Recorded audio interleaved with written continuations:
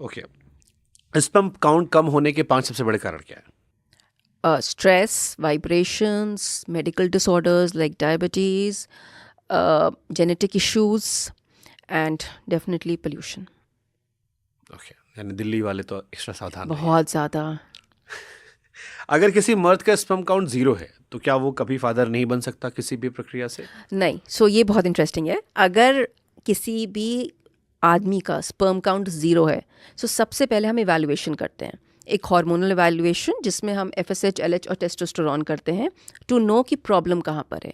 एक अल्ट्रासाउंड करते हैं उनके जेनाइटल्स का, and we also actually do a proper evaluation with a urologist जो उनको फिजिकली एग्जामिन करते हैं। अब ये इस प्रॉब्लम को बोलते हैं अजूस्पर्मिया, यानी कि no sperm count.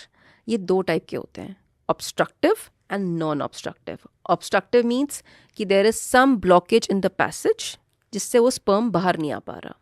Non obstructive means कि कोई हार्मोनल इशू है जिससे स्पर्म ही नहीं बन रहा है। So in both the cases what we can do is, इन दोनों केसेस में अगर आदमी को अपना बायोलॉजिकल चाइल्ड कराना है तो उनको ICSI, IVF का एक हायर वर्जन होता है, वही करना है। इसमें हम उनकी वाइफ को 10 दिन का इंजेक्शन्स देकर एग्स बाहर निकालते हैं। हस्बैंड को on the day of the pickup एक बायोप्सी, टेस्टिकुलर बायोप्सी करके स्पर्म्स बाहर निकालते हैं। Okay, it's just a needle prick जिसको टीसा बोलते हैं, और उस टीसा से हम एस्पिरेट कर लेते हैं sperms. Then there is a big machine, but sperm count उनका 0 है।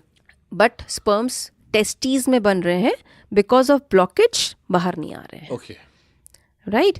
एंड इन नॉन ऑब्स्ट्रक्टिव कुछ कुछ जगहों पे बन रहे होते हैं। सो हम ये स्पर्म्स एस्पिरेट करके निकालते हैं। उसके बाद एक बड़ी सी मशीन होती है, ICSI माइक्रो मैनिपुलेटर। उसमें 2 नीडल्स होती हैं। एक नीडल पे हम एग लेते हैं, एक नीडल पे एक स्पर्म लेते हैं और दोनों को फ्यूज़ करते हैं, और ऐसे हम 2-3 बेबीज़ यानी एम्ब्रियोज बना लेते हैं, और फिर वो एम्ब्रियोज हम फीमेल में ट्रांसफ़र कर देते हैं। We have done lot of babies, मतलब ये has become very common today.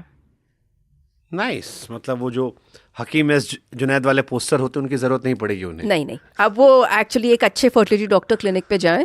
So azoospermia, no sperm count, can have their own biological child today. But ये बड़ा इंटरेस्टिंग, क्योंकि मैंने कई आयुर्वेद वालों का इंटरव्यूज़ किए, उन्होंने कहा कि अगर 1% भी गुंजाइश है स्पर्म बनने की तो असर करता है। अगर 0 है तो आप कुदरती तौर पर, ईश्वर ने आपको आशीर्वाद नहीं दिया है तो हम मानते हैं कि आप नहीं कर सकते कुछ, बट आप कह रहे हो कि 0 स्पर्म वाले भी बच्चा पैदा कर सकते हैं। और कुछ केसेस में जहां स्पर्म नहीं निकल पाता है, डेफिनेटली उनको डोनर स्पर्म के ऑप्शन पे जाना पड़ता है।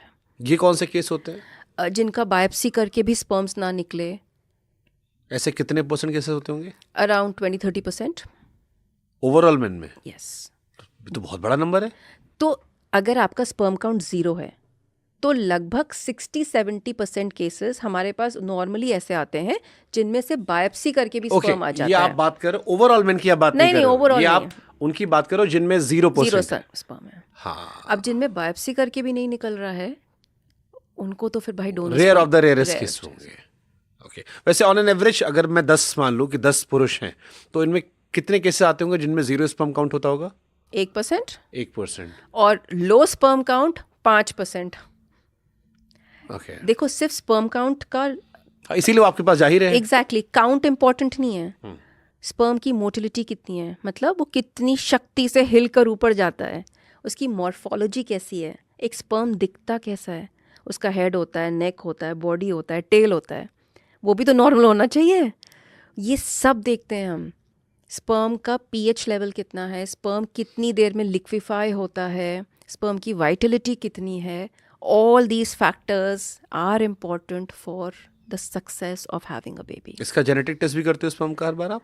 हाँ बिल्कुल। हर बार करते हो या हर बार नहीं करते हैं, स्पेशल केसेस में।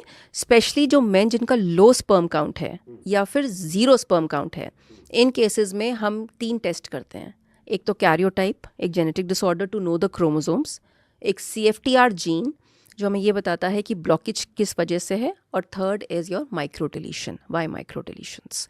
तो ये 3 जेनेटिक टेस्ट हैं जो थोड़ा बड़े नाम है, बट ये genetic test should be done in couples जिनका स्पर्म काउंट लो है या ज़ीरो है। सबसे ज़्यादा आईवीएफ वाले लोग कहाँ से आते हैं? छोटे शहरों से, टियर 2 से, या मेट्रो सिटीज़ से सबसे ज़्यादा होते हैं? शुभांकर, बच्चा सबको चाहिए, हाँ, ऑल ओवर से आते हैं, ट्रस्ट मी ऑन दिस।